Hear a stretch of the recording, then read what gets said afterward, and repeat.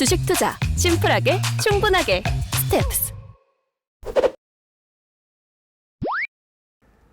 금리 인상 우려로 자산시장 전반이 조정을 받고 있습니다. 우리나라의 경우 한국은행이 작년 여름부터 금리를 인상했고 지금도 계속하고 있죠. 미 연준은 아마 3월 FOMC부터 금리 인상을 하게 될 것 같습니다. 자, 그러면 이제 금리 인상을 시작했으니 이제 그러면 금리 계속 올리고 그러고 난 다음에 경기 나빠지고 이제 끝난 거냐? 모든 건 다 끝난 것이냐? 저는 그렇게 보지는 않습니다.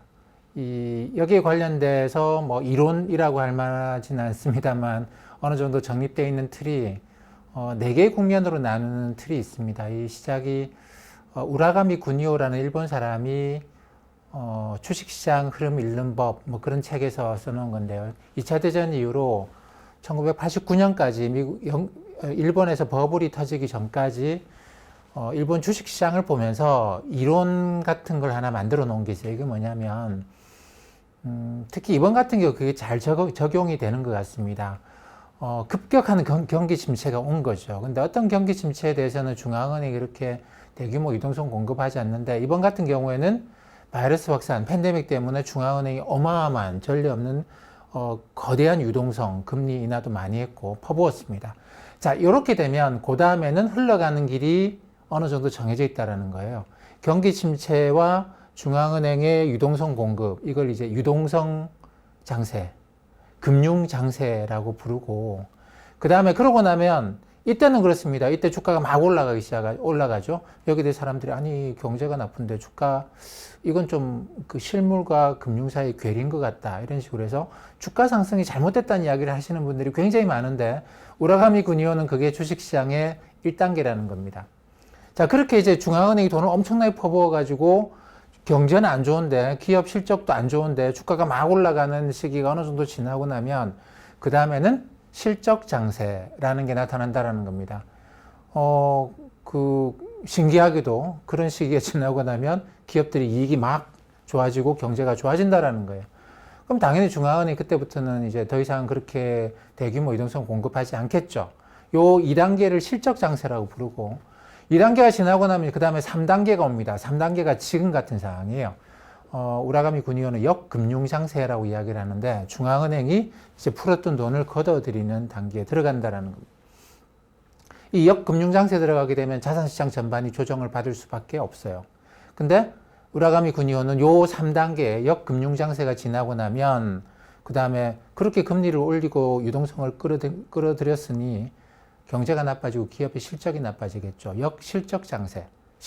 기업 실적이 꺾이는 역실적 장세에 들어간다고 합니다. 그러면 주가가 크게 떨어지는 그런 것이죠. 그래서 4개의 국면 중에서 2개는 주가 올라가고 2개는 주가 떨어지는 그런 국면인데 이렇게 보면 우리한테 남은 건 이제 지금 역금융 장세니 이렇게 금리 올릴 만큼 올리고 나면 그 다음에는 역실적 장세, 기업 실적도 악화되면서 여기서 주가 조정받고 저기서 주가 더 떨어지고 이거밖에 안 남은 것이냐 이렇게 생각할 수도 있어요. 근데 이제 상황에 따라서는 요 역금융 장세에서 중앙은행이 잘해서 중앙은행이 힘이 없고 또는 뭘 잘 모르면 경제에 대해서 잘 모르고 자기가 경제를 파인 튜닝이라고 하죠. 미세하게 조정할 수 있는 능력이 중앙은행이 없으면 이 역금융 장세에서 금리 올리다가 경제를 망가뜨립니다.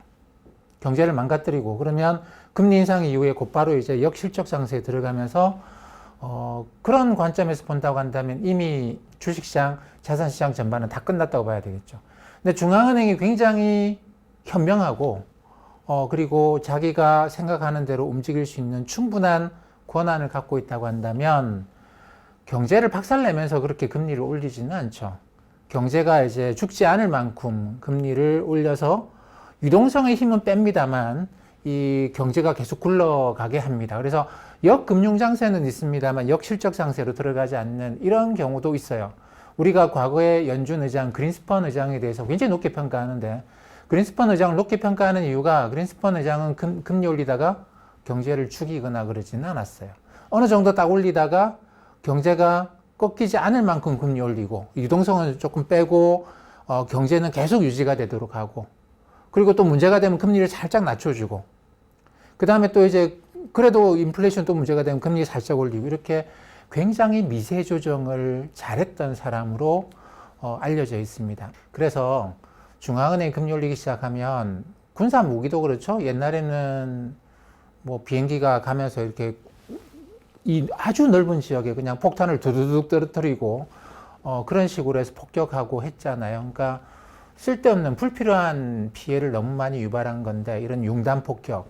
중앙은행이 그런 식으로 미세 조정을 못하고 융단 폭격식의 금리 인상을 하게 되면 당연히 경제가 죽습니다. 불필요하게 우리가 많은 피해를 입게 되죠. 근데 아주 파인 튜닝을 하게 되면 그러면 딱 필요한 부분 파괴시켜야 될 그것만 딱 파괴시키면 되겠죠. 그러고 나면 다시 이제 피해가 최소화되고 그 다음에 불필요한 것들은 좀 없애고 이러면 경제가 금리 인상 이후에 더 잘 굴러갈 수가 있습니다. 그린스펀은 이제 본인한테 기자들이 몇 번 그런 질문을 했어요. 당신이 세상을 참 미래를 잘 보는 것 같은데 비결이 뭐냐? 어떤 경제 지표를 보면 그렇게 당신처럼 현명한 정책을 쓸 수 있느냐라는 질문을 기자들이 여러 번 했는데 그린스펀은 거기에 대해서 뭐라고 답을 했냐면 자기는 경제 지표를 보는 게 아니고 전화를 많이 한다라고 했습니다. 미국의 큰 기업들이 있죠. 큰 기업들이 CEO들하고 전화 통화를 많이 한대요. 경제 지표는 최소한 한두 달 이상 늦습니다. 거기다가 이런저런 것들이 많이 같이 섞여 있기 때문에 경제 지표를 보고 경제를 정확하게 판단한다는 건 사실상 굉장히 늦게 판단할 수는 있어요. 근데 일찍 판단하기는 굉장히 어렵습니다. 근데 그린스펀은 이제 미국을 움직이는 큰 기업들의 CEO, 그 다음에 뭐 CFO 이런 사람들과 통화를 하면서 거기서 지금 나타나는 문제를 아주 초기 단계에 나타나는 신호들을 파악을 해서 그것 가지고 이제 상황 판단을 한 것이죠. 근데 이제 중앙은행이 이미 알려진 경제 지표를 갖고 상황 판단을 하려고 들기 시작하면 이미 때는 늦었습니다. 그러면 중앙은행은 굉장히 융단 폭격식의 그런 정책을 쓰면서 금리를 필요 이상으로 올리다가 경제를 무너뜨리죠. 그래서 지금처럼 뭐 어쩔 수 없습니다. 중앙은행이 지난번 팬데믹 때 너무 강력하게 힘을 썼기 때문에 그 다음에 나타나는 모양은 뭐 경제 좋아지면 중앙은행이 돈을 뺄 거잖아요. 그렇기 때문에 우라가미 구니오가 이야기한 대로 뭐 금융장세, 실적장세 됐죠? 금융장세로 들어갈 수밖에 없어요. 그렇기 때문에 우리가 주목해서 봐야 될 건 뭐냐면 경제지표가 아닙니다. 중앙은행이 얼마나 잘 미세 조정을 잘하느냐, 파인 튜닝을 얼마나 잘하느냐, 딱 필요한 것만 하느냐, 중앙은행이 그럴 능력이 있느냐, 그만큼 현명하냐, 그리고 그런 것을 자기들이 판단한 것을 실행할 그런 힘이 있느냐, 이걸로 봐야 됩니다. 근데 이제 우리가 버냉키 그린스펀 의장 다음이 버냉키 의장이었죠. 버냉키 의장은 저는 개인적으로 그런 능력이 없었다고 생각을 해요. 그리고 그거는 이제 개인의 역량뿐만 아니라 당시에 버냉키 의장, 우리 유명한 버냉키 의장이 2008년 금융위기를 극복하기 위해서 양적 완화라는 걸 했잖아요. QE라는 걸 했습니다. 근데 이게 문제가 됐어요. 미국 의회에서 미국의 연준은 다른 나라 중앙은행들처럼 헌법에 나와 있지 않습니다. 의회가 감독을 많이 해요. 관리를 많이 합니다. 그래서 일반적인 중앙은행이 일반적으로 의회에 보고하지 않고 할 수 있는 것들이 있는데 가령 뭐 공개시장 운영이라고 하죠. 뭐 레포 이런 것들이 있습니다. 다음에 한번 제가 중앙은행의 기술적인 부분에 대해서 한번 설명을 드릴게요. 뭐 그런 거라든가 또는 뭐 연방기금리를 올리고 내리고 하는 거, 그 다음에 최종 대부자로서 뭐 은행이 돈 빌리려면 돈을 빌려주는 이거 이제 그 재할인 정책이라고도 이야기하는 건데 디스카운트 윈도우라고 이야기하는 이 세 가지 기본적인 모든 중앙은행이 갖고 있는 기본적인 기능 이외에 양적 완화 이런 것들에 대해서는 사실 의회와 긴밀하게 얘기를 해야 됩니다. 그리고 의회의 사전 승인까지 거쳐야 되는데 버냉키 의장이 이 부분에서 실패를 한 거죠. 의회랑 이야기를 잘 못한 겁니다. 그러다 보니까 결국 의회 내 보수파들이 버냉키 의장이랑은 말 안 통한다, 이야기하지 않겠다. 아니 어떻게 저런 사람이 한 나라의 돈을 관리하는, 미국의 돈을 관리하는 사람이 어떻게 저렇게 돈을 함부로 쓰냐, 이런 문제가 발생한 거죠. 그래서 2011년에 의회에서 이 관련해 청문회가 있었는데 이 청문회에서 의회가 연준의 이 양적 완화에 관련된 기능을 현저하게 약화시킵니다. 현저하게 약화시켜버립니다. 그러고 나니까 이제 시장이 볼 때 버냉키 의장이 힘이 없다라는 건 분명히 알게 되는 것이죠. 그래서 힘이 있는 중앙은행이면 이런저런 미세 조정을 할 수 있는데 이게 의회를 설득을 못했기 때문에 미세 조정이 불가능한 거예요. 그래서 이제 양적 완화를 걷어들이는 테이퍼링을 시작하겠다고 하니까 금융시장이 야, 저 테이퍼링 어마어마하게 세게 들어갈 수밖에 없다. 그냥 규칙에 따라서 쫙 들어가 버리는 거죠. 중간에 뭔 일이 생겨도 그냥 규칙에 따라 들어가 버리는 그런 식의 버냉키 의장이 힘이 없었기 때문에 긴축한다 그러면 그때마다 뭐 금융시장이 난리가 났었습니다. 긴축 발작이라고 이야기하는 것들이 계속 발생을 했죠. 중앙은행이 미세 조정할 힘이 없었기 때문에 그렇습니다. 근데 그 당시에는 그래서 이제 어떤 걱정까지 했느냐면 야, 중국이 미국에 대해서 불만이 많은데 중국이 갖고 있는 미국채 1조 달러를 팔아버리면 미국 무너지는 거 아니야? 이런 식의 이야기까지 했던 거죠. 근데 옐렌 의장 때부터는 이제 더 이상 그런 걱정을 하지 않습니다. 옐렌 의장 때부터는 옐렌 의장이 의회와 그런 부분을 잘 했어요. 그래서 버냉키 의장은 연준 의장 물러나고 난 다음에 다른 공직 안 하잖아요. 근데 옐렌 의장은 의회랑 관계가 좋았기 때문에 재무장관 지금 하고 있지 않습니까?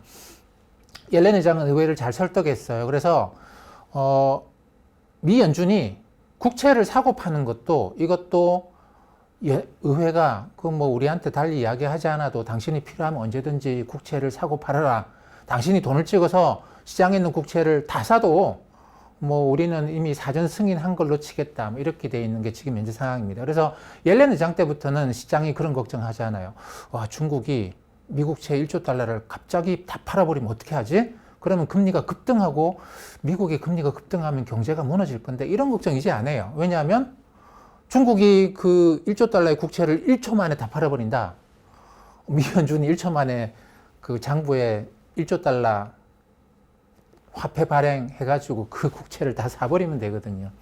그러니까 지금의 연준은 굉장히 강력한 권한을 갖고 있습니다. 그래서 지금 이제 파월 의장까지 와 있습니다만 미세 조정을 할 수 있다고 봐요. 그렇기 때문에 융단 폭격하다가 경제를 망가뜨리는 그런 위험은 저는 굉장히 낮게 봅니다. 그래서 미 연준에 대해서는 저는 어떤 생각을 하느냐면 지금은 물가 문제가 있어요. 그리고 올해 11월 달에 중간선거까지 해야 되잖아요. 중간선거는 대통령 임기 2년째 하는 선거기 때문에 대통령에 대한 중간평가의 성격을 갖고 있습니다. 근데 9월 달, 11월 달, 10월 달에 선거운동 해야 되는데 그때까지 금리 올리고 있고 그때까지 인플레이션이 어떻고 저렇고 그런 이야기를 해서는 이게 선거에서 민주당이 폭망하겠죠. 미국의 민주당이 폭망할 수밖에 없습니다. 그래서 그 전에 물가 좀 안정시키고 금리 인상 그 전에 좀 해놓자라고 생각을 하는 것 같아요. 그래서 지금 뭐 3월, 5월, 6월, 7월 이렇게 FMC가 있는데 그러고 난 다음에 좀 휴식 기간이 좀 있죠. 이 네 번의 FMC에서 금리를 다 25b씩 올려서 지금이 0.25%, 그러니까 0에서 0.25% 연방기금리가 높은 걸로 기준으로 보면은 뭐 올해 여름이면 한 1.25% 정도가 되지 않겠는가. 근데 그러고 나면 뭐 9월부터는 이제 금리 인상 쉬지 않겠는가 생각을 합니다. 중간 선거도 있고, 그러니까 그거는 민주당이든 공화당이든 선거 있을 때는 금리 인상 안 하고 가는 분위기가 일반적이에요. 그래서 뭐 올해 4월달, 올해 봄하고 초여름 정도까지 금리 인상 충격이 좀 있을 수 있겠다. 근데 그거 지나고 나면 또 이제 미세 조정에 들어가는 거죠. 금리 이 정도 올렸으면 물가 안정되겠지 하고 기다려주는 그런 식으로 갈 거라고 봅니다. 근데 그만큼 연준에 힘이 있어요. 힘이 있습니다. 자, 한국은행은 어떻느냐? 한국은행이 작년부터 이제 금리를 올리기 시작했습니다. 작년 8월부터 금리 올렸죠. 근데 금리 인상하는 과정에서 계속 사람들이 그런 이야기 합니다. 이렇게 빚을 많이 빌렸는데 이러다가 가계 소비가 위축되면 어떻게 하려고 자꾸 저렇게 금리 올리느냐. 그렇죠. 여기서 한국은행이 갖고 있는 정보가, 경제에 대한 정보가 가계 소비에 대한 일반적인 정보, 그 다음에 이제 금융권에서 연체율이 어떻게 되는지, 뭐 이런 일반적인 정보만 갖고 있다고 한다면, 경제 정보만 갖고 있다고 한다면 한국은행도 겁이 나서 금리 인상 못 할 거예요. 또는 금리 인상 팍 하다가 아니야 지금 좋을 때 빨리 금리 인상합시다. 빨리빨리 금리 인상하다가 경제가 무너지는 그런 일이 발생할 수 있습니다. 충분히 있습니다. 근데 지금 한국은행은 그렇게 정보가 부족한 곳은 아니에요. 뭐 예전에는 한국은행이 가계부채에 대한 정보가 전혀 없었습니다. 뭐 전혀 없었다라고 하는 게 완전히 없었다는 뜻은 아닌데, 근데 이제 가계부채를 분석하려 그러면 이 부채를 갖고 있는 사람이 소득이 얼마나 되고 갚을 능력이 있는지 없는지 알아야 될 거잖아요. 우리가 이제 뭐 DSR 이런 분석을 하는데, 가게가 갖고 있는 자기가 벌어들인 소득에서 원리금을 상환한다고, 원금과 이자 상환한다고 얼마나 써야 되느냐 이런 거 분석을 해봐야 되잖아요. 근데 그러려 그러면 가계 소득 정보가 있어야 됩니다. 근데 이거는 개인정보이기 때문에 달리 쓸 수가 없어요. 그래서 예전에는 한국은행이 가계부채가 걱정된다 이야기하지만, 그러면 금리 인상 못하는 거죠. 가계부채가 걱정되는데 금리 인상 어떻게 합니까? 금리 올렸다가 가계부채가 그냥 가계가 소비가 무너지고 망하면 어떻게 하려고요? 겁이 나서 금리 인상 못한다, 뭐 이런 이야기들을 많이 했는데, 이게 지금은 그렇지 않습니다. 지금은 그렇지 않은 게, 2015년에 한국은행이 이 문제와 관련해 가지고 한국은행이 가계부채에 관련된 방대한 데이터베이스를 형성하지 않아서는 안 되겠다라는 결론을 내리고, 뭐 국회에 찾아가 가지고 이제 관련 법의 개정을 요구를 하죠. 근데 한국은행이 정보를 정말로 확실하게 다 가지려 그러면 국세청, 그러니까 개인의 소득 정보는 국세청이 갖고 있잖아요. 그러니까 국세청이 한국은행한테 이 정보를, 개인에 대한 정보를 주면 한국은행의 데이터는 어마어마하게 강력해집니다. 그러면 이제 미세하게 하나하나 다 쳐다보고 있는 거죠. 금리를 올렸더니 A라는 가게에서 소비가 줄어들고 있구나. 금리 인상이 너무 많았나? 근데 전체적으로 보니까 소비가 줄어드는 거는 뭐 이 다중 채무자들, 빚이 많은 사람들 한 1-20% 정도고, 나머지는 크게 문제가 없네? 그럼 금리 인상 계속하자. 이런 식으로 아주 미세한 데이터를 갖고 한국은행이 판단할 수 있겠죠. 근데 국세청이 그 데이터를 다 줄 수가 없습니다. 그래서 이제 이걸 주려고 하면은 그 국세청이 마음대로, 뭐 국세청장이 마음대로 정할 수 있는 건 아니고, 국세기본법에 여기에 대한 조항이 있어요. 그 국세기본법의 81조 13항을 보면 비밀 유지에 관한 조항인데요. 여기 보면 과세 정보를 타인에게 제공해서는 안 된다고 되어 있습니다. 근데 예외가, 통계청이 데이터가 필요해서 원한다고 한다면 통계청에는 제공할 수 있다라고 되어 있어요. 그러니까 한국은행으로서도 2015년에 이 가계부채 TV를 만들어야 된다라는 필요성을 여실하게 느끼면서 국세기본법 이 81조 13항의 통계청장에다가 한국은행장까지 넣으면 되지 않겠는가라고 해서 법 개정을 추진했습니다만, 이 법 개정은 이루어지지 않았습니다. 이루어지지 않고 대신 이제 한국은행법을 개정했어요. 한국은행이, 그러니까 국세청장이 줘야 된다가 아니고 한국은행장이 이 한국은행법에 따라서 이런 데이터를 요구할 수 있다라고 하면 되잖아요. 그래서 그 한국은행법의 개정은 이루어졌습니다. 내용이, 이게 한국은행법의 86조 통계자료 수집 작성 등에 관한 조항인데, 그 이전에는 2016년 3월 달 개정되기 이전에는 어떻게 되어 있었냐면, 한국은행은 통화신용정책의 수립에 필요한 통화, 은행 업무, 재정, 물가, 임금, 생산, 국제수지, 기타 경제 일반에 관한 통계자료의 수집, 작성과 경제에 관한 조사를 할 수 있으며, 이를 위하여 필요한 자료와 정보를 정보기관이나 지방자치단체, 법인 또는 개인에게 요구할 수 있다. 지방자치단체도 그 이유에 들어간 거긴 합니다만, 어쨌든 뭐 내용이 이렇게 돼 있었습니다. 근데 2016년에 개정을 하면서 요 86조가 어떻게 돼 있냐면, 아까 제가 말씀드렸던 뭐 임금, 생산, 국제수지, 기타 경제 일반에 관한 이라고 하는 문장이 임금, 생산, 국제수지 또는 그 밖의 일반 경제 일반에 관한 통계자료, 이렇게 수정이 됐습니다. 어떻습니까? 2016년 개정되기 이전에 통화, 은행 업무, 재정, 물가, 임금, 생산, 국제수지, 기타 경제 일반에 관한 통계자료, 이렇게 이야기를 하면, 그 한국은행이 또 다른 자료를 요구를 할 수 있다고 하더라도 앞에 나열되어 있는 것에다가 기타가 붙었기 때문에 그 성격이 그냥 굉장히 매크로한 데이터밖에 없어요. 이 데이터만 가지고 한국은행이 금리 인상하면 융단 폭격을 할 수밖에 없습니다. 이게 어떻게 되는지 잘 미시 데이터를 모르기 때문에 마이크로하게 미세 조정을 하지 못하는 문제가 발생했다. 같은 것이죠. 근데 문장이 살짝 바뀌었어요. 임금 생산 국제 수지 기타 경제 일반이라고 되어 있습니다.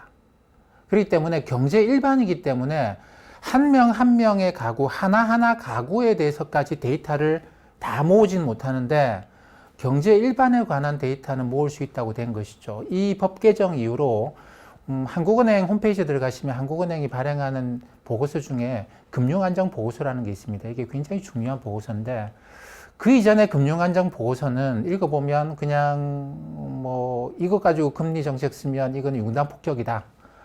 그런 것이죠. 근데 2016년부터는 이 금융안정보고서를 보면 토마호크 미사일을 한국은행이 갖고 있구나. 굉장히 정밀 타격이 가능한 이런 이제 정밀 미세 조정이 가능한 정밀 무기를 갖고 있구나라는 걸 느낄 수가 있습니다. 그래서 뭐 최근에 이제 나온 한국은행의 금융안정 보고서를 보면 작년 12월 기준으로 나온 건데 여기 제가 이제 그림을 보여드릴 건데 한국은행 금융안정 보고서 작년 12월에 나온 거에 페이지에 있는 그림입니다. 취약차주라는 게 나와요. 취약차주는 뭐냐면 빚을 다중채무입니다. 그러니까 이 빚 빌려서 저 빚 돌려막고 하고 있는 그런 다중채무자들 중에서도 신용도가 낮은 이 신용도 낮은 신용도는 이제 저신용 하위 30%, 나이스 신용평가 기준의 신용점수 660점인가 뭐 그거보다 낮은 점수예요. 요 DB를 받죠, 한국은행이. 그 다음에 또 하나 국세청으로부터 데이터를 받습니다. 그래서 저소득층 하위 30%.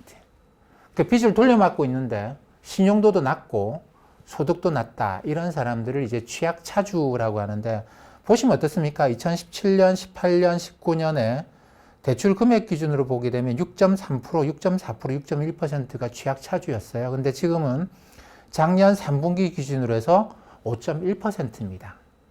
그러니까 우리가 코로나 바이러스 팬데믹 이런 걸로 해가지고 상당히 많이 뭐가 악화됐을 거라고 보고 자영업자들이 굉장히 악화됐을 거, 물론 많이 악화되긴 했습니다만 경제 전체적으로 보면 취약차주의 비중이 더 줄어들어 있는 상황이에요.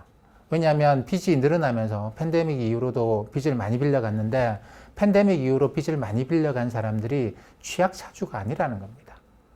이 빚을 갚을 수 있는 능력을 갖고 있는 사람들이 빚을 더 많이 빌려가면서 상대적으로 취약차주 비중이 줄어들어 있는 상황이죠.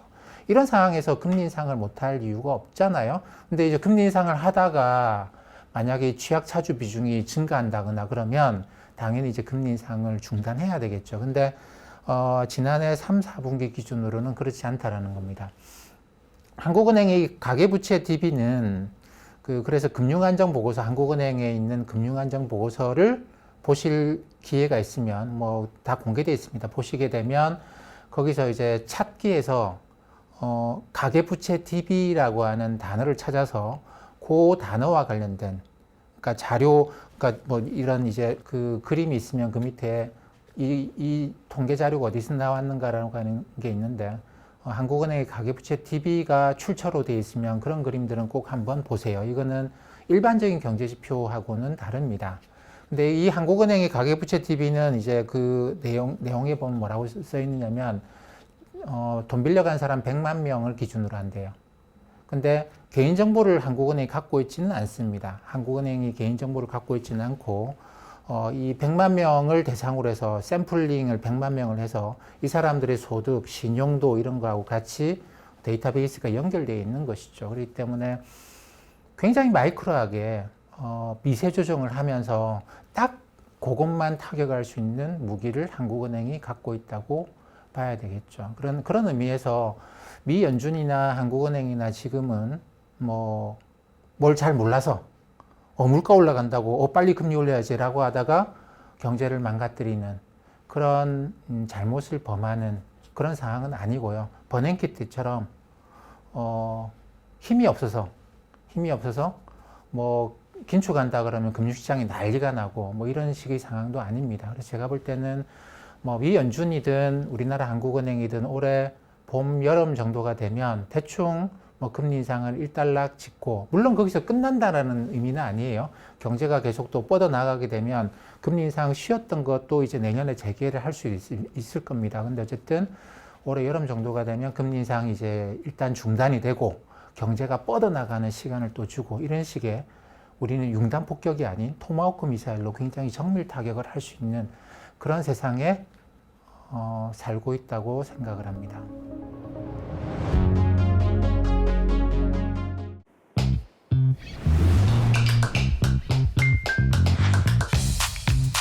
자유롭게